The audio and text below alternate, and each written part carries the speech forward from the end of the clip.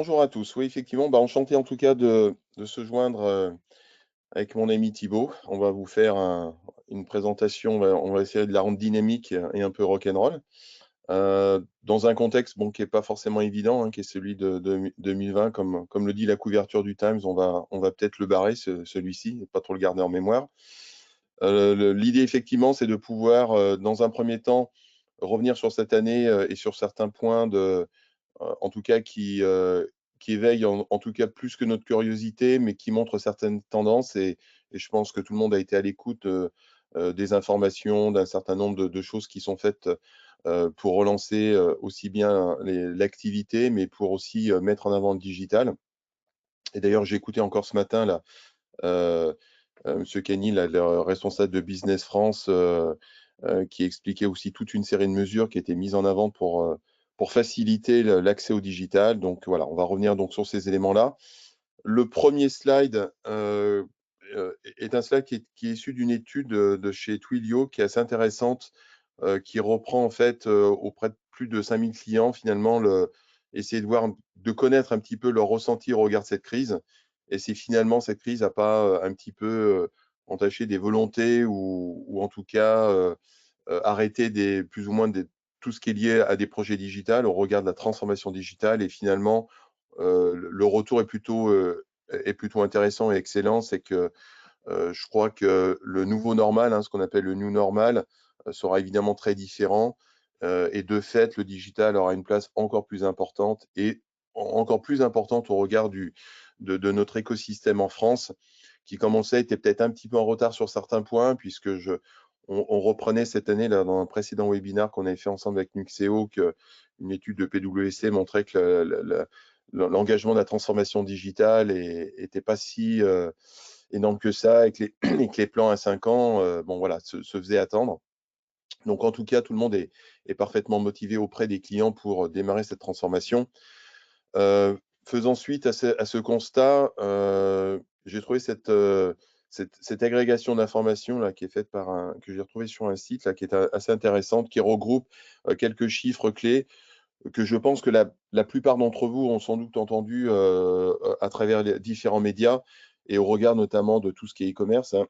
On sait tous à peu près que la progression du e-commerce en France, chaque année, elle est à peu près de 15%. Donc là, cette année, elle est évidemment plus importante. Donc ça résonne complètement dans tous les plans de transformation digitale. Elle est encore beaucoup plus importante d'ailleurs en Europe et même aux États-Unis, où les dernières études de McKinsey montrent des chiffres en accélération absolument ahurissants. Et à ce titre, en fait, on voit tout de suite que les volumes, en tout cas engendrés par cette croissance, nous amènent finalement à un constat. Tout ceci ne peut se faire que si on apporte plus de ce qu'on appelle d'engagement client, plus de personnalisation. À un moment donné, lorsqu'on va cliquer sur une image sur un site e-commerce, c'est parce que l'image nous aura plu, parce que le contexte du produit sur le site internet, en tout cas, aura permis aux clients de s'engager plus. Voilà. Donc, et dans tout ce contexte-là, dans tout ce contexte notamment e-commerce, il y a des images, il y a ce qu'on appelle des métadonnées, et à un moment donné, il y a des systèmes derrière qui permettent d'avoir ça en ligne en permanence, dont le DAM. Voilà. Autre étude très intéressante, donc là, on rentre un petit peu plus dans le sujet du DAM, relatif à l'étude qui a été faite par Nuxeo, que d'ailleurs vous pouvez retrouver, et d'ailleurs sur ces présentations, j'ai rajouté tous les liens interactifs qui vous permettront d'arriver directement pour télécharger ce document. Donc une infographie qui est très intéressante, conduite par Nuxeo. Et moi, dans cette étude, vous verrez, il y a pas mal de chiffres intéressants au regard de la transformation des canaux de distribution. Et moi, j'ai retenu, en fait, ce qui m'intéresse le plus, notamment lié aux dames, c'est tout ce qui est lié à l'image et à la vidéo. Et en fait, le constat, c'est qu'effectivement, le visuel tient une place importante, hein, comme on se le disait à l'instant. L'image, elle est là pour engager le client. Et l'image, on va le voir, c'est beaucoup de choses aujourd'hui parce qu'on a un contenu qui est de plus en plus riche et avec de plus en plus de métadonnées à gérer. Voilà. Un autre, retour d'expérience qui est intéressant et là c'est le résultat d'une étude. Là aussi, vous pourrez retrouver le lien en cliquant sur l'infographie de chez Mulsoft qui a fait toute une étude, assez approfondie sur la transformation digitale et surtout, au regard des enjeux 2020 et on était un petit peu, juste avant le covid. Finalement, qu'est-ce qu'aujourd'hui, au moment de s'engager dans le choix d'une solution, quels sont finalement les points les plus importants sur lesquels en tout cas, vous allez porter attention? Et cette même étude, si on la regarde, si on la compare à celle qui a été faite il y a 2 ans, qui était très centrée sur l'expérience utilisateur. Bon, ça, on va le voir, c'est quelque chose qui est extrêmement important. Mais en fait, aujourd'hui, au niveau des marques, et notamment dans un contexte cybersécurité et on l'a encore vu cette semaine, où certains labos pharmaceutiques là, qui doivent produire les vaccins ont été attaqués, la notion de sécurité est extrêmement importante. Et je le dirais aussi au regard de mon expérience, c'est que à un moment donné, on va gérer du contenu à travers une interface web. Et au-delà de cette interface web, on a des technologies. Et c'est vrai que, au regard des technologies utilisées, bah, il faut faire quelquefois attention. On est beaucoup sur ce qu'on appelle des développements de front avec de l'API first.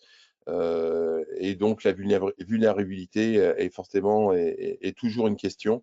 Donc en tout cas, on peut voir que ces premiers points entre la sécurité, la la notion de blockchain, tous ces éléments-là, en tout cas, sont importants pour les marques au regard de la gestion de leur contenu et de leur partage. L'autre point important, dans l'étude Mulsoft, bon celle-ci elle est assez intéressante parce que finalement, au regard de tout ce que en tout cas personnellement, ce que et notre équipe, on peut rencontrer sur le terrain, Heu, on nous dit toujours: «Bon, il faut un DAM, il faut un PIM, il faut un CMS, il faut un système, il faut quelque chose» et puis en fait, on s'aperçoit qu'au final, le dernier mail qui est reçu pour envoyer le projet, c'est un WeTransfer, c'est un Dropbox ou c'est un Drive. Donc là, c'est un petit peu l'effet qui se coule et c'est vrai qu'on s'aperçoit quand même, dans beaucoup de cas et connaissant aussi un peu le marché américain et on va dire anglo-saxon et européen, il y a quand même une tendance à multiplier, les systèmes. Il n'est pas rare, moi de mon côté, de trouver chez des clients, pas un ou 2 DAM, mais 3 ou 4, 2 PIM et cetera. Donc là, je pense qu'il faut une vraie gouvernance à ce niveau-ci. C'est pas en multipliant les outils qu'on va accélérer cette transformation. D'où l'importance et en tout cas, moi, c'est vraiment en tout cas mon ADN lorsqu'on travaille avec un client, c'est de réduire ces systèmes. Voilà, on a besoin dans une organisation d'un seul DAM et aujourd'hui, on va le voir, si on fait le bon choix, alors on va voir comment on fait ce bon choix, mais si on fait le bon choix, la technologie nous permet aujourd'hui de ne gérer qu'une seule source de contenu. Alors bien entendu, on va revenir à l'essentiel et la fondation, c'est quoi le DAM? Heu, faut savoir que la notion de DAM, donc de Digital Asset Management, c'est une notion qui n'est pas récente. Moi, au tout début, quand j'ai commencé, fin des années 90, c'est une notion qui est héritée, des États-Unis où on parlait plutôt de serveurs de fichiers. Au tout début des années 2000, lorsque moi j'ai commencé à travailler en agence ou à gérer des photos, dans le groupe Hachette. Globalement, les systèmes d'âme tels que l'on connaissait n'existaient pas. On a vu vraiment l'émergence des premiers systèmes à partir de 2000-2002. Mais globalement, lorsqu'on avait, par exemple, des gros volumes à gérer, bah, souvent, c'était des file serveurs. Voilà. Et donc, progressivement, au gré de l'aspect collaboratif, parce que de plus en plus, il faut qu'on partage le contenu, et bien entendu, au gré de cette mouvance qu'est l'e-commerce, il a fallu avoir des systèmes qui soient capables de répondre à ces exigences. Mais le DAM, à la base, finalement, ce sont deux notions essentielles. Euh, je voyais encore cette semaine un certain nombre aussi de webinaires de certaines organisations de DAM où on parle de plus en plus DAM 1.0, 2.0, 3.0. On va essayer d'éviter de parler de tous ces acronymes qui sont souvent un peu barbares pour le client. Le DAM, c'est d'abord un moteur pour vos assets, c'est-à-dire la capacité de, de traiter les assets, d'être capable de faire des previews, de supporter le fichier en tant que tel.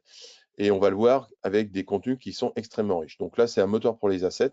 Et ça, c'est très important parce que derrière, sous couvert, il y a quand même une notion de performance. Et c'est pas parce que là, et j'insiste très lourdement, c'est parce qu'on va voir des vignettes dans une interface que c'est un DAM, d'accord? Donc c'est cette notion de performance et de traitement des assets qui est important. Et le deuxième point, c'est un moteur pour les métadonnées. Et là, bien entendu, on va partir vers une solution de DAM avec une raison essentielle, l'organisation des actifs numériques et leur capacité à être, à pouvoir les retrouver à travers une recherche qu'on va pouvoir personnaliser. Donc là, ce sont les 2 points essentiels avec toute la granularité de fichiers. Et bien entendu, ce qu'on va voir, juste après, je reviens sur cette notion de contenu riche. Ça, c'est extrêmement important. Très clairement, il y a une dizaine d'années, on n'en était pas à ce point-là. Bon, je prends très simplement, aujourd'hui, un film HD qui sort de votre téléphone, il fait quelques centaines de mégas. Quand il est en 4K, ce qui est pratiquement le mode par défaut, il va tout de suite faire 15 ou 18 gigas dans des formats, notamment vidéo, où les gens sont un peu perdus parce qu'on parle de codec, on parle de format. Enfin, une fois, c'est un MOV, une fois, c'est un MP4, une fois, c'est un M4V. Bon, tout ça, c'est un petit peu barbare. Tout ça pour dire que finalement, c'est notamment au gré de la vidéo, bah, si vous n'avez pas le moteur dont je parlais juste à présent, qui est celui d'IA, bah, ça devient très vite compliqué. Et bien entendu, au niveau des formats, aujourd'hui, on va parler de 3D, on va parler de plus en plus aussi de formats d'animation. Tout ça dans des standards qui ne sont pas forcément bien figés. Donc au final, le but du DAM, ça va être quoi? Bah, ça va être finalement de gérer le cycle vie de l'asset depuis sa création jusqu'à sa distribution. Voilà, ça c'est on va dire notre postulat de départ. Donc on part côté gauche avec tout ce contenu à gérer qui peut être extrêmement riche et on va le voir aussi suivant les cas d'usage. On est dans des cas très particuliers. Le DAM n'est pas là simplement pour gérer du JPEG RGB en moyenne définition de quelques mégas. Ça va bien au-delà de ce type de fichier. On voit par exemple dans le cas du packaging, on est dans des fichiers très complexes avec des PDF, avec des supports, ce qu'on appelle de Pantone, d'éléments techniques, tout ce qui est transparence, etc. Bah, là, je peux vous dire qu'effectivement, sur le marché du DAM, il n'y a plus grand monde qui répond présent. Sur toute la partie vidéo, sur même la partie PDF. Aujourd'hui, un rapport d'activité, comme je peux le voir auprès de nos clients, bah, ça peut être très facilement plusieurs centaines, voire milliers de pages. Bah, derrière, si vous n'avez pas le moteur pour être capable de traiter cette information, notamment au regard de l'extraction d'informations de texte, et au final, le DAM, dans la gestion de l'asset, aujourd'hui, va apporter bien entendu quelques particularités en plus, notamment au regard de la gestion de ce qu'on appelle de process métier, de workflow, donc du coup indirectement de gestion aussi de révision. Alors bien entendu, c'est là qu'un certain nombre d'organismes parlent de DAM 2.0, 3.0, c'est-à-dire qu'on va étendre l'usage du DAM à une gestion marketing assez complexe. Donc ça, c'est évidemment la tendance que l'on voit de plus en plus. Et avec l'autre particularité qui est finalement la place du DAM dans l'écosystème de la société avec notamment de plus en plus de connecteurs. La finalité en bout de chaîne, finalement, c'est de partager un même contenu en très haute définition et non plus créer X transformations et les regrouper dans le DAM. Non, on ne garde que la très haute définition et le DAM comme moteur sera capable de gérer des transformations. Alors, c'est quelque chose qui n'est pas évident. Il faut savoir qu'aujourd'hui, la plupart des sites e-commerce, à partir d'un produit en très haute définition, on va pouvoir créer jusqu'à, j'en ai eu encore l'expérience il n'y a pas longtemps, jusqu'à 56 dérivés. Donc, c'est-à-dire des JPEG, des PNG dans différentes résolutions. Et on voit que le spectre final, bah, c'est du mobile, c'est du web, c'est du print, c'est des réseaux sociaux, etc. Voilà, donc tout l'écosystème du DAM que l'on retrouve ici à travers ce schéma-là de chez Akeno, que je trouve assez parlant, qui montre bien que finalement que le DAM est une fondation pour l'ensemble de l'organisation dans l'entreprise, avec toutes ces entrées, tout ce challenge qui est la distribution de contenu vers la sortie. Très souvent, la plupart des entreprises ont un MDM qui va être un petit peu vu comme la base de données référent. Hein. Alors aujourd'hui, là aussi, les choses évoluent énormément. Maintenant, pour parler de tout type d'entreprise, hein, depuis la PME, l'ETI jusqu'au grand compte, aujourd'hui, je vois un petit peu de tout. Hein. Chez certains, ça commence par un fichier Excel. Chez d'autres, c'est une base FileMaker. Chez d'autres, de plus en plus, on va avoir du Salesforce. Donc là, qui est la grande mouvance actuelle où de plus en plus ce CRM devient un petit peu tout. Et quelquefois, bien entendu, au centre, notamment dans une visée e-commerce, on va avoir de plus en plus le PIM pour Product Information Management. Donc là, très rapidement, le DAM a comme dans sa base de données comme référent un asset, le PIM, le produit, et un produit va être composé d'un asset, de différentes dérivées et d'informations texte et de traduction. Mais le PIM va avoir cette notion de référent en tout cas métier au niveau de la data et cette capacité à agréger, à distribuer le contenu sur les plateformes de e-commerce. Ça, c'est le travail du PIM. Par contre, moi, de préférence, je tiens toujours à privilégier avoir deux systèmes différents. Je ne connais pas de PIM aujourd'hui qui soit d'excellent DAM, même si tous les PIM modernes ont tendance à embarquer des fonctions de DAM. Essayez de voir un peu, vous serez assez vite déçu, ne serait-ce qu'en termes de qualité de fichiers, de très haute définition, ça fait souvent un petit peu plouf. Maintenant, c'est vrai qu'on est dans un écosystème aujourd'hui, certains acteurs n'ont pas forcément les capacités en termes de budget d'investir, donc on se retrouve dans certains cas de PIM qui font un peu de DAM, un peu de MDM, un peu tout ça. Bon, dans tous les cas, aujourd'hui, on a aussi la capacité d'avoir du DAM et du PIM dans un scope financier raisonnable. Alors maintenant, je vais reprendre finalement au regard de cette année passée avec toutes tous on va dire les résultats suite à la pandémie et les difficultés que chacun a pu rencontrer. Comment se préparer pour cette année et au regard notamment du choix d'une solution, quels sont vraiment les points sur lesquels vous devez porter votre attention? Alors je commence notamment alors puisqu'on est avec Nuxeo et puis que Nuxeo on va dire, une très grosse expérience dans la production, dans la mise en place de systèmes, entreprises et finalement un petit peu à tout niveau. J'ai commencé par cette vue que je trouve assez intéressante, qui est de plus en plus, notamment une vue qu'attendent les clients. C'est-à-dire quand on va se loguer sur une interface, quand on va se connecter, pardon pour l'anglicisme, qu'est-ce que l'on veut? On veut tout de suite avoir un tableau de bord avec mes derniers uploads, les dashboards, des choses comme ça, une vue avec des facettes et pouvoir rapidement avoir accédé à mon contenu. Donc, du coup, ce qui nous amène indirectement à ce qu'on appelle l'expérience utilisateur. Bon, là, très clairement, à un moment donné, aujourd'hui, il est compliqué en 2020 de demander en tout cas à un utilisateur notamment pour avoir ce qu'on appelle un onboarding assez facile, d'être ingénieur. C'est-à-dire que ça doit être simple, hein. Aujourd'hui, pourquoi ils vendent 70 millions d'iPhone tous les trimestres? Parce qu'il n'y a simplement pas besoin de guide pour l'utiliser. Du côté de Google aussi, c'est pareil, hein, pour pas faire de jaloux. Donc, dans tous les cas, l'expérience utilisateur, elle doit être ultime. Et notamment quand on gère du DAM, et là, moi qui suis aussi, là, c'est le photographe qui va parler, c'est la place à l'image. Voilà, c'est ce que l'on voit ici, c'est-à-dire qu'on a une interface. Aujourd'hui, comme on peut trouver sur les librairies photos, on va dire classiques, c'est être capable de voir ce visuel de la même manière qu'un utilisateur sur un site e-commerce aura un attrait pour le visuel. La partie mobile, comme on peut le voir, qui est évidemment un très gros challenge. Il faut savoir que 80% du business là, passe à travers un mobile. Donc, comme on dit, à partir de son doigt, on doit être capable et de son mobile pouvoir naviguer dans du contenu, rechercher du contenu. Et là aussi, il y a un certain nombre toujours d'alertes que je mets en place lorsque vous choisissez votre solution. Il y a simplement des petites actions comme des glisser-déposer depuis votre bureau qui vous permettront rapidement de voir, ou alors le test qui est de glisser-déposer enfin de ramener votre fenêtre depuis le bas côté droit jusqu'au côté gauche et voir un petit peu comment se comporte le système. Voilà, deux, trois petits tests qui permettent d'en savoir plus. Bien entendu, il n'y a pas de DAM sans métadonnées. Et là, c'est extrêmement important. Là, je vais insister lourdement parce que, bien entendu, on a plein de nouvelles technologies et Dieu sait que, et on pourra le voir notamment lors de la démo avec Thibaut, que le Nuxeo est connecté à tout cet environnement qui enrichit le contenu et l'expérience utilisateur. Mais la fondation, c'est ce qu'on voit ici. C'est-à-dire cette capacité à gérer de la métadonnée standard, qu'on va appeler IPTC XMP, qui accessoirement est quand même un des rares standards du marché qui date depuis 1965, qui ne fait pas tout, parce que comme vous savez, l'IPTC, en fait, enfin en tout cas, je vous l'apprends dans le cas contraire, c'est des champs de métadonnées qui ne peuvent pas être personnalisés en termes de langue, mais en termes en tout cas, de métadonnées qu'on va pouvoir gérer sur de l'illustration, on va dire, globale.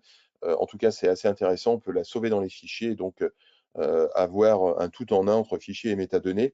Important d'avoir des métadonnées personnalisées.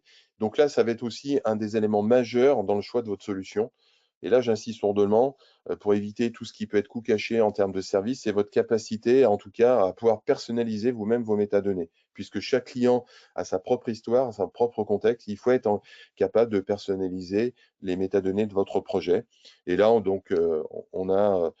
j'ai pu récupérer en tout cas une vue qui était assez intéressante, qui montre aussi bien des métadonnées standards, personnalisées, on a de l'EXIF, qui permet d'avoir des vues sur l'information des caméras. On voit tout ce qui est conversion. Donc, on voit qu'à partir d'un fichier haute définition, Nuxeo était capable de nous pré-calculer tout un ensemble de transformations. Et puis, on a aussi des tags côté droit qui sont issus de la reconnaissance artificielle.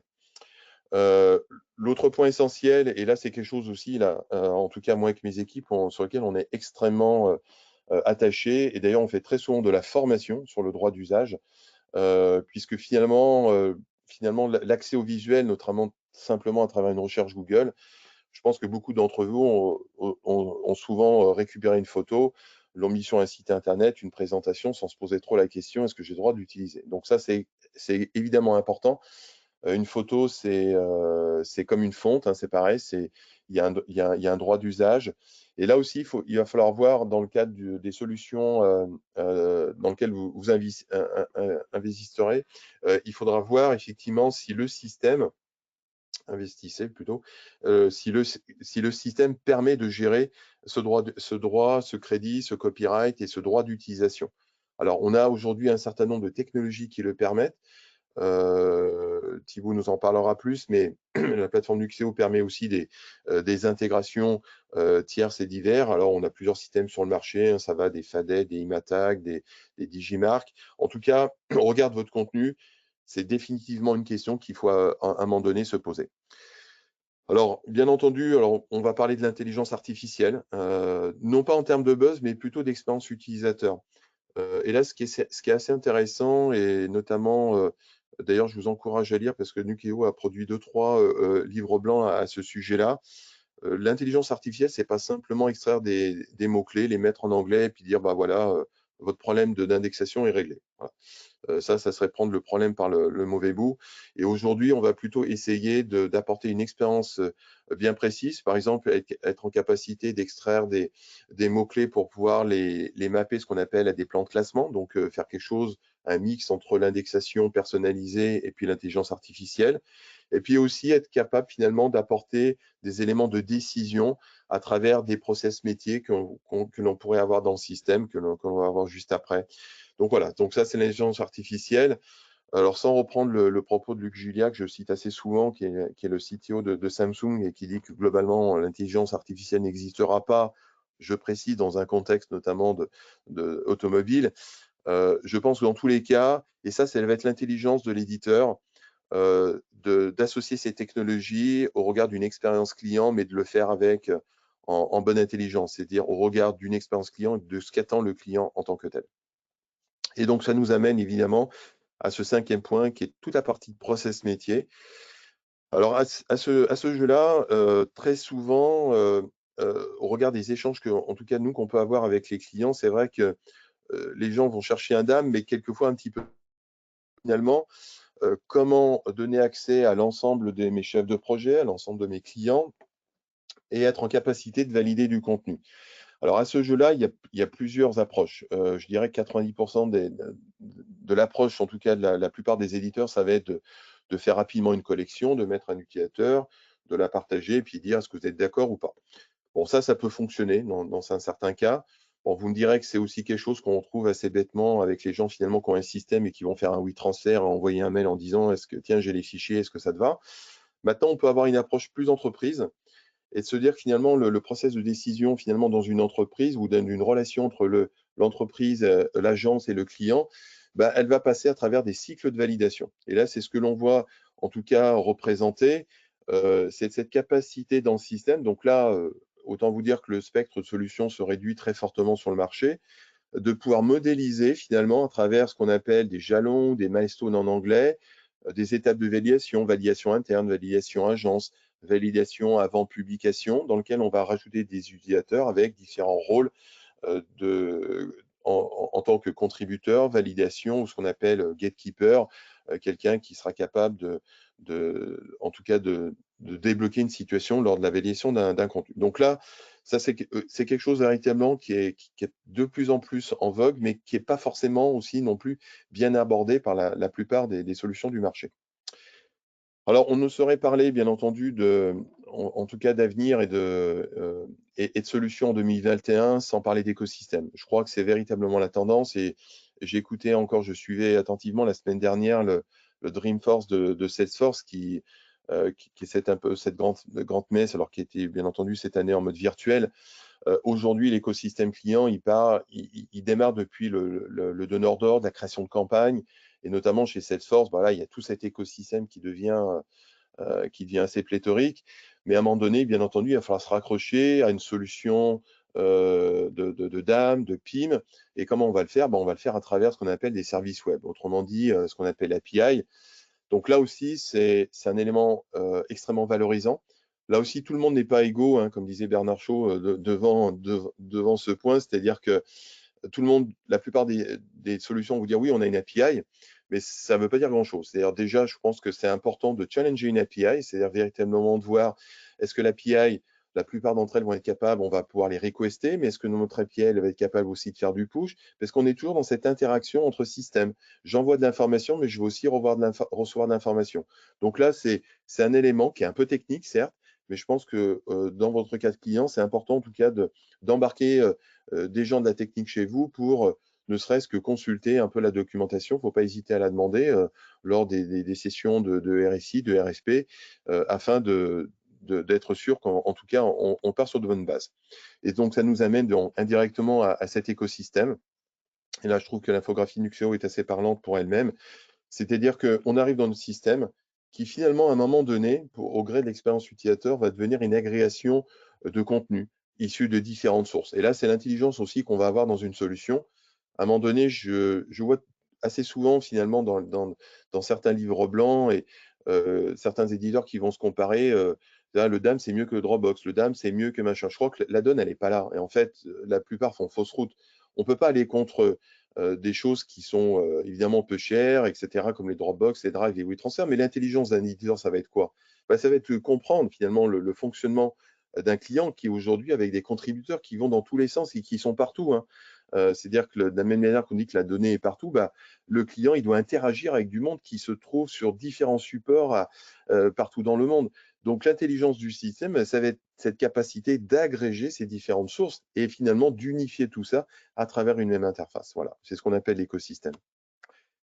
Alors, autre point qui est important, notamment dans ce travail de création d'assets, quand on est au tout début de la chaîne, on va être souvent en interaction avec des agences. Et alors là, je ferai une parenthèse, puisque j'ai relu dernièrement aussi un livre blanc qui a été fait par Nuxeo et TBWA. Donc, il y a des choses assez intéressantes dans le cadre d'une agence, dans cette création d'assets. Et cette création d'assets, là aussi, et j'ai fait pas mal d'années d'agence pour vous en parler, c'est toujours compliqué de dire à un designer, à quelqu'un qui est en PO, de se dire, bon, tiens, en fait, il faut que tu te connectes là, et puis il faut que tu te connectes là. Bon, ça devient un petit peu, on perd un peu son temps, et puis finalement, ça se termine. Bon, envoie-moi un mail parce que moi, j'ai pas le temps d'y aller. Par contre, si on a une approche où le designer est dans la Creative Suite, que ce soit InDesign, Photoshop, Illustrator, et finalement, sans changer d'environnement, va être capable d'utiliser un connecteur, donc un plugin pour se connecter à cette source de contenu, l'approche est différente. Et donc là, bien entendu, il faudra toute une intelligence pour retrouver un minimum de fonctionnalités comme la recherche, faire des glisser-déposer, avec des notions aussi intelligentes, ce qu'on appelle de check-in, check-out, bien entendu, puisque quand un utilisateur va récupérer un asset, il ne faut pas que l'utilisateur dans le DAM vienne le supprimer. Mais je crois que Thibaut va nous montrer ça avec dextérité. La capacité de gérer de la révision, puisqu'on va faire une retouche, on va retéléverser. Donc, en tout cas, cette notion de connecteur, elle est importante et à un moment donné, il faut aussi avoir le bon connecteur. Et là aussi c'est quelque chose qui n'est pas évident, hein. Adobe change chaque année sa suite. Il y a plusieurs mises à jour dans l'année. Donc, là aussi, lorsque vous avez choisi votre connecteur, on dit un peu souvent, dites-moi avec qui vous êtes marié, je vous dirai qui vous êtes.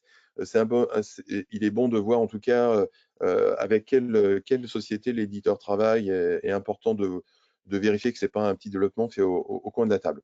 Et dans cette création, notamment lorsque le designer finalement a téléversé une nouvelle révision, rien que de mieux finalement lorsqu'on trouve dans notre système, et là donc j'ai pris ou d'ailleurs c'est Thibaut qui m'a fait ce parfait screenshot où on voit une gestion de révision, d'annotation. Donc on reste là aussi pareil, le responsable produit, il reste dans son système. Il ne va pas aller récupérer un mail, vérifier, comparer, faire je sais pas quoi. Il reste dans le système, il voit des annotations en mode vraiment collaboratif et à mettre au regard aussi de ce fameux workflow dont on a parlé précédemment, d'accord? Donc là, on aura différents acteurs qui en live vont pouvoir commenter et valider du contenu. Je dirais que, alors là, on va dire que c'est une tendance qui se poursuit, on va dire chaque année, mais là aussi, on va retrouver des choses de plus en plus intelligentes. Et c'est aussi un constat que j'ai pu voir cette année et qui va s'amplifier l'année prochaine. C'est tout ce qui est ce qu'on appelle KPI. Ou à un moment d'ailleurs, d'année, je dirais que je parlerai de KPI et de BI. Donc le KPI pour Key Performance Indicator, le BI pour Business Intelligence. Hein, désolé encore de ces acronymes américains, mais euh, globalement, c'est quoi?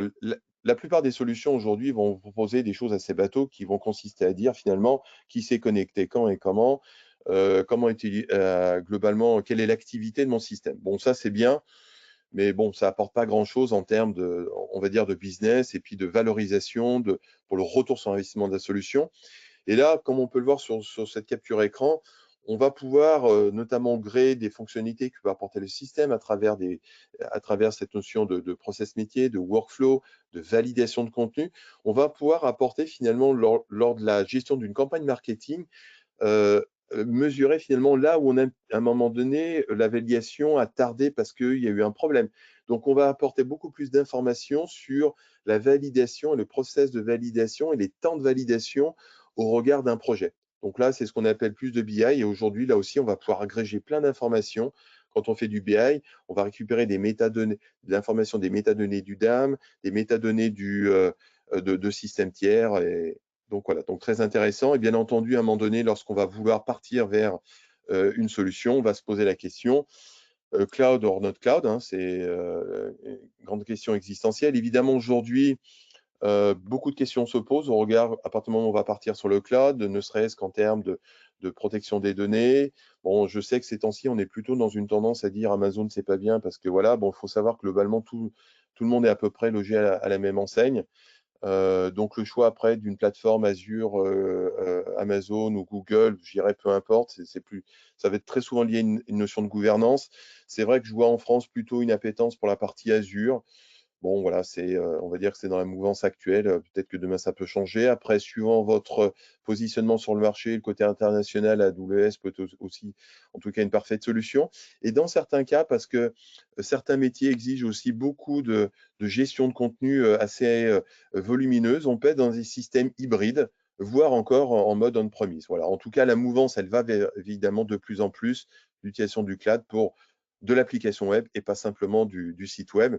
Donc, comme vous pouvez le voir, finalement, là, en reprenant, bon, désolé, elle est en anglais, mais le bénéfice du DAM, finalement, on reprend finalement la tendance qu'on a évoquée, les chiffres que je vous ai montrés au départ, qui consistent à quoi?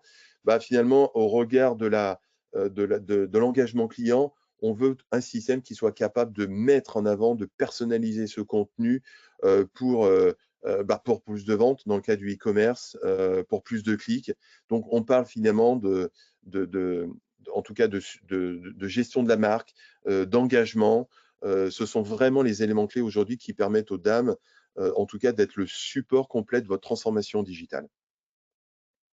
Et donc, au regard de ces tendances, on a pu voir, pour se résumer, l'expérience client, très importante, la performance, hein, puisqu'on a géré de gros volumes de données très complexes, l'écosystème de l'entreprise, et je rajouterais bien entendu tout ce qui est AI dans la mesure où c'est bien géré et bien intégré par l'éditeur, et pour terminer par tout ce qui est BI, puisqu'à un moment donné, il va falloir avoir des chiffres pour être capable de mesurer le retour sur investissement. Et le retour sur investissement d'un DAM, c'est pas 5 ans. Aujourd'hui, c'est quelque chose qui peut se faire très rapidement sous couvert de 12 à 24 mois. Et alors, le choix des solutions, là, pour faire assez vite, bien entendu, ça devient un cauchemar année après année. C'est aussi une question à se poser au regard finalement des clients, puisque finalement, il y a tellement de solutions, je pars sur quoi? On voit qu'il y a des acquisitions qui sont faites, hein. On a vu pas plus tard, il y a un mois, Doc qui a racheté, qui a racheté Workfront. Il y a quelques années, on en a vu d'autres. Donc, évidemment, quand on part sur ce genre de système, c'est toujours qu'est-ce qui va se passer d'ici 2 ou 3 ans. Un certain nombre d'organisations essayent de planter un peu des cordes, de le simplifier. C'est le cas, par exemple, du Ristro Group. Bon, même si simple, mid-range, complexe réinterprété en français, en fait, c'est un peu l'opposé. Complexe, ça ne veut pas dire complexe. C'est que simplement des systèmes plus entreprises qui vont être capables justement de répondre à une problématique d'écosystème. Mid-range, on va dire que voilà, on va être un peu entre les deux à essayer de répondre à cette problématique. Et simple, on va être plutôt dans la gestion photo classique. Et pour terminer, je dirais que, et ça c'est un travail notamment que moi-même et Activo, et puis que l'on fait en tout cas avec cet esprit d'apporter un standard dans le DAM, que l'on fait avec le IK Equity Software, qui est ex-DAM Foundation, avec ce qu'on appelle les 10 core. Les 10 core, c'est quoi? À travers finalement 10 étapes, on essaye finalement de challenger les solutions de DAM, pour finalement être au plus près avec, en plus, en rajoutant ce qu'on appelle des démos scénarios, qu'à la fin, celui qui a l'estampillage Tencore, et ben voilà, on peut dire que, voilà, en tout cas, il est prêt pour être, en tout cas pour répondre aux besoins d'expression client. On a tout un certain nombre de tableaux de bord qui permettent d'ailleurs de comparer les solutions avec les unes avec les autres. Et il faut savoir quand même qu'il y a une solution sur deux qui échoue. Voilà, donc on n'est pas du tout on est vraiment dans une approche qui est proche du client. On n'est pas dans les Magic Quadrants, etc., ou qui ont une approche différente, qui apportent du bon contenu. Là, on est vraiment dans le challenge effectif de la solution. Et puis maintenant, je serais enchanté en tout cas de laisser la place à notre ami et rockstar Thibaut, qui va vous faire une démo faite d'expérience client centrée autour du DAM. Oui. Merci beaucoup.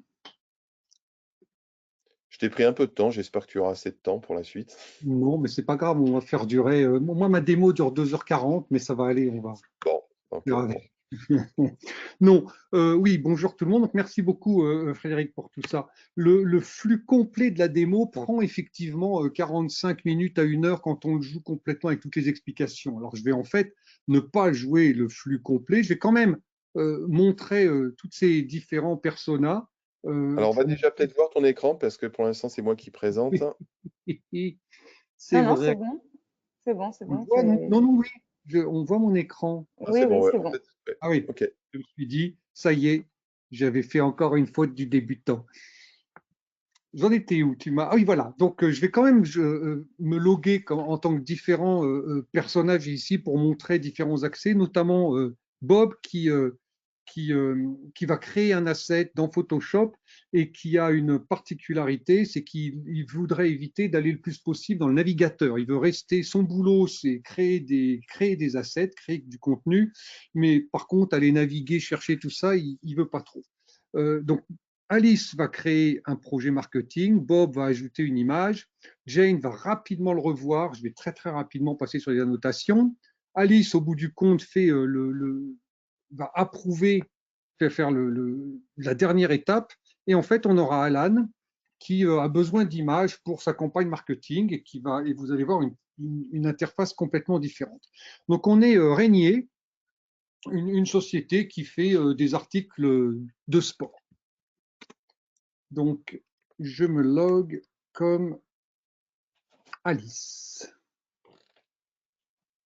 Ici, voilà.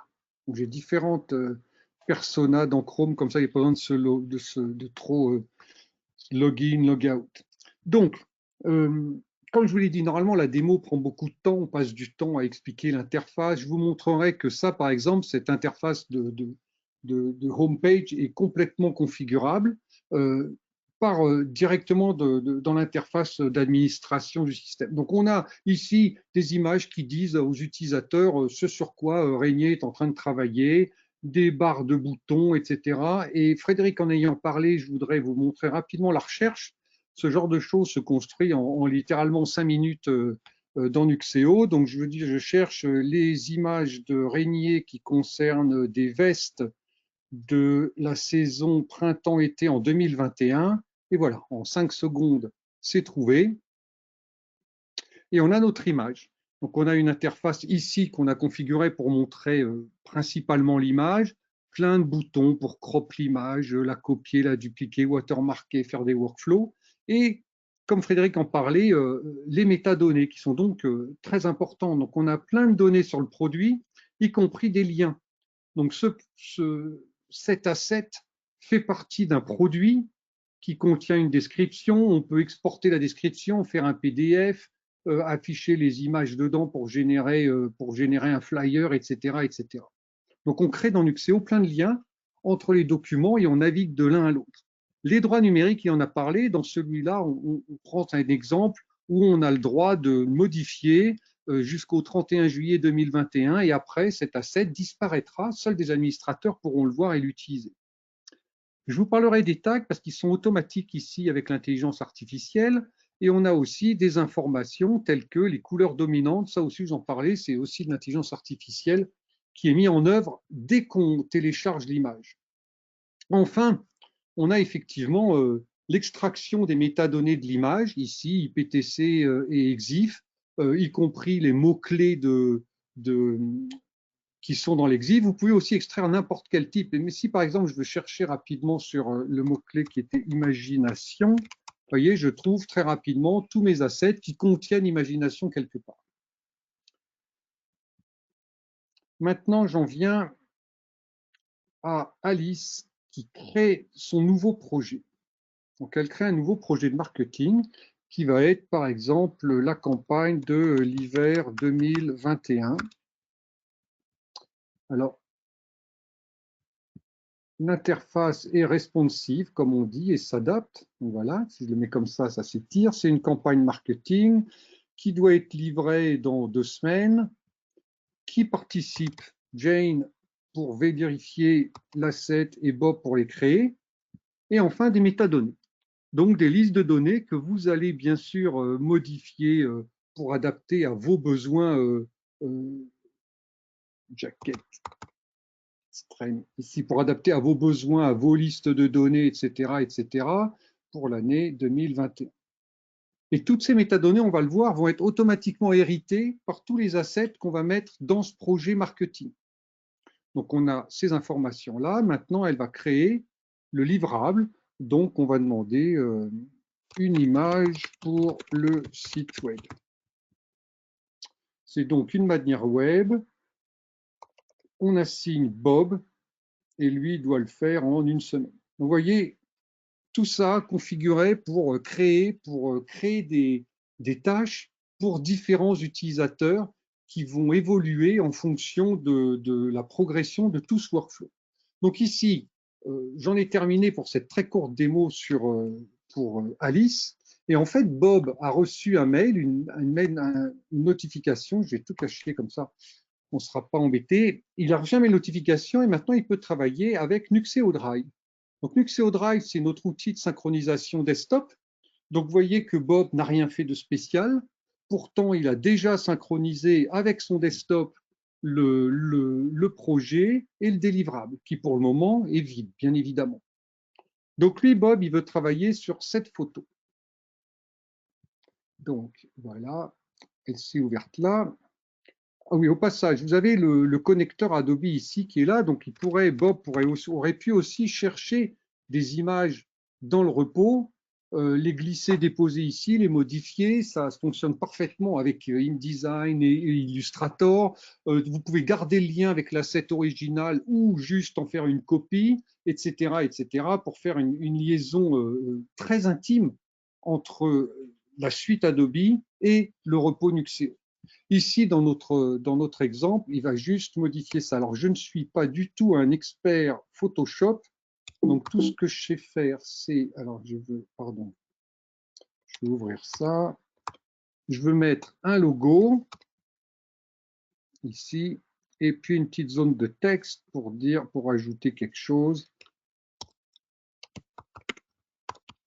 Sports feel good. Voilà. On va essayer de le mettre un peu plus par là. Hop, voilà. Bon, peu importe. On enregistre. Il pourrait envoyer ces images directement depuis Photoshop dans le repos, mais je voudrais vous montrer une autre façon de faire, c'est juste la glisser-déposer dans le dossier de synchro. Donc, vous voyez, des petites icônes qui sont mises, vous n'avez pas vu. Alors, c'est très résilient. Hein, si vous glissez, déposez un Photoshop de 500 mégas et que votre connexion s'arrête alors qu'il en a envoyé 499, il ne reprend pas à zéro. Dès que vous avez une connexion, il enverra le dernier méga. Hein. Ça marche. On a fait des tests sur des dizaines de milliers d'images et des vidéos. On est allé jusqu'à une vidéo de 1 Tera. Donc, ça fonctionne. Nuxeo Drive est vraiment un outil de productivité très important. Donc, maintenant qu'il l'a envoyé, il va quand même, dans notre flux, il va quand même démarrer le workflow lui-même. Ça pourrait être automatique, mais comme dans toutes les démos, si on fait tout en automatique, on y perd un peu. Au passage, notez que l'intelligence artificielle s'est mise en œuvre, donc on a les couleurs dominantes telles que Google les définit, on a les renditions qui ont été calculées, on a des tags, on a extrait EXIF et IPTC de cette image. Donc, il démarre son workflow de validation. Donc, Alice a créé le projet, Bob a créé son image, Jane va maintenant les revoir. Elle est là. Donc, elle a aussi reçu une notification mail, mais elle a également sa liste de tâches. Pour le moment, elle a 4 tâches à faire, dont celle-là. Il y a aussi alors il y a plein de vues différentes. Par exemple, ici, elle peut voir aussi sa liste, etc. Là, en l'occurrence, elle regarde celle-là. Elle peut approuver, retoucher, rejeter. Le flux de ce workflow est assez simple. Si elle rejette, et dans la démo complète, en fait, elle rejette, ça revient à Bob qui modifie, ça revient à Jane jusqu'à ce que tout le monde, jusqu'à ce que Jane soit content et qu'il passe qui passe la main à Alice pour finaliser le workflow. Donc ici, c'est ici qu'elle pourrait faire une annotation, etc., faire ajouter je crois que j'ai pas chargé. Non, je n'ai pas chargé la bonne image. Je me disais bien qu'il manquait. Désolé, c'est celle-là la bonne, celle qui a le logo et Sport Feels Good. Donc je vais reprendre là-dessus. Celui-là, je vais rejeter. Voilà. Et désolé pour la fausse manip. J'attends qu'elle soit envoyée. Elle est envoyée. Et je démarre le workflow. Je me disais bien qu'il me manquait mon logo blanc, que j'ai mis 2 heures à apprendre comment faire un logo dans Photoshop. Donc je reviens sur Jane,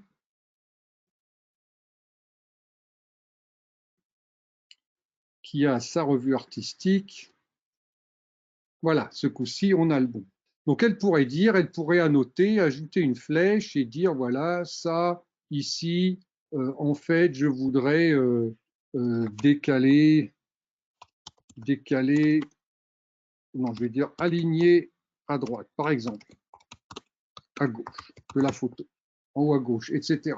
Et donc, valider ça, mettre autant d'annotations qu'on veut, travailler à plusieurs, répondre à l'annotation, etc., etc.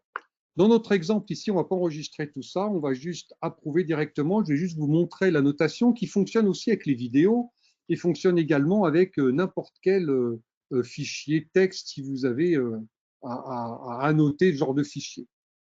Nous en sommes donc ici où maintenant Alice va faire l'approbation finale. Donc je reviens à Alice, qui a effectivement cette image à valider. Vous voyez que le progrès, on en est bien à la revue marketing. Elle aurait, oui, je n'ai pas enregistré la notation, mais elle aurait la notation, elle verrait tout l'historique. Ici, elle va approuver l'image. Donc, on a l'image, elle est là, elle est approuvée, son statut approuvé, une version a été créée automatiquement. Comme je vous le disais tout à l'heure, on a toutes les infos qui ont été faites automatiquement, y compris l'héritage des métadonnées. Donc, on a bien régné automne-hiver, veste pour 2021. On a également l'IPTC. Ce que je voudrais montrer rapidement, c'est ça. C'est quelque chose qu'on a rajouté dans la démo. C'est un tag automatique, pas automatique, justement manuel, qui compare un peu le tagging par Google ou par Amazon. Donc celui-là, vous voyez qu'on a les libellés, on a tout ce qu'il faut, et il trouve bien 3 visages, alors que Amazon n'en trouve qu'un. Voilà, donc vous pouvez aussi comparer. Mais en vrai, vous fonctionneriez aussi avec Nuxeo Insight, parce que là, pour le moment, on récupère des tags qui sont génériques, parce qu'ils sont produits par Amazon, par Google, qui n'ont pas de valeur spécifique. Donc, on a, par exemple, un de nos clients, Warner Brother, utilise Nuxeo Insight pour taguer leurs images de façon très spécifique à leur business. C'est-à-dire que eux, par exemple, il y a des dizaines et des dizaines de Batman différents. Et eux, ce qu'ils veulent, c'est quand leurs utilisateurs créent quelque chose et utilisent un Batman et téléchargent, ils veulent automatiquement avoir le bon Batman. Parce que Google ou Amazon leur dirait c'est un dessin. Peut-être une fois de temps en temps, ils trouveraient que c'est Batman, mais eux, ce qu'ils veulent, c'est Batman Origine, Batman 2000, Batman Futur, Batman Superman, etc., etc. Et c'est exactement ce que Nuxeo Insight permet de faire. On a un autre client qui va détecter automatiquement les sacs, les chaussures, etc., et leur donner leur numéro de produit. C'est-à-dire qu'ils ne vont pas juste dire c'est un sac, ils vont dire c'est le sac BRK 02713. Et donc, grâce à l'intelligence artificielle spécialisée que Nuxeo peut fournir avec Nuxeo Insight, vous pouvez faire ce genre de fonctionnalité. Toujours est-il que, oui, d'ailleurs, je vais vous montrer aussi, si je cherche sur Sport Feels Good, vous voyez, je trouve mon image. Parce que, de fait, dans l'OCR, on l'a retrouvée. Donc maintenant, ça fait partie de l'index full text. Elle a fini, elle publie. Comme il est approuvé, elle peut publier dans le portail, elle peut même publier dans le catalogue, elle peut publier partout. Et nous voilà maintenant à la dernière étape qui est Alan. Alors Alan, je veux vous montrer que c'est vraiment quelqu'un de très différent parce qu'il fait partie du système, mais en tant que... Il est où mon Alan? Il est là. Il fait partie du système en tant il ne fait que récupérer des informations, récupérer des images. Donc, vous voyez que l'interface ici n'a rien à voir. Elle a été construite complètement différemment. Vous pouvez avoir n'importe quelle sorte d'interface qui vous plaît. Donc là, rapidement, il ajoute à son panier, il ajoute celui-là, il ajoute celui-là.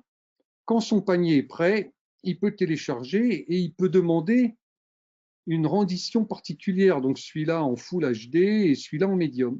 Il télécharge tout, c'est téléchargé, et ça s'est ouvert là encore, et on a nos images là, donc chacune thumbnail, original, médium. Voilà, donc on a vu le flux complet en 10 minutes. Comme je vous ai dit, ça prend beaucoup plus de temps quand on rentre dans les détails, quand on fait des vrais échanges, surtout entre Bob et Jane. Je voudrais vous montrer maintenant, je vous ai parlé de la configuration de la page d'accueil ici. Donc, je vais vous montrer dans une autre démo ici. Là, si je vais là, j'ai pas de configuration, j'ai pas d'image d'accueil, j'ai l'interface par défaut de Nuxeo. Je peux configurer ça d'ici. Il n'y a pas besoin d'écrire du code Java ou quoi que ce soit. Je peux dire j'ai une image, c'est nature, etc. Je l'active. Et maintenant, je l'active, pardon. Je l'active et je sauve. Et maintenant, elle est là. Et je pourrais aussi la configurer en disant, en fait, comme dans la démo que vous venez de voir, en fait, je ne veux pas une image, j'en veux 3. Et puis voilà, donc là, c'est la campagne 2021. En droite à haut, ce sera le futur, etc. En choisissant à chaque fois des images et des liens. Donc voilà, c'était une démo très rapide. J'espère que vous avez pu voir un peu toutes les fonctionnalités parce qu'on a quand même parlé de Nuxeo Drive pour augmenter la productivité, du connecteur Adobe, de l'extraction des métadonnées sur les images. Donc par exemple sur où il est je ne sais plus où il est, l'extraction des métadonnées sur le projet, voilà, il est là. Donc j'ai effectivement les deux images et celle-là. Voilà. L'extraction automatique des métadonnées, l'intelligence artificielle, etc. Donc, merci de nous avoir écoutés. Et si vous avez des questions, en 4 minutes, nous serons extrêmement heureux d'y répondre. Belle démo. Merci.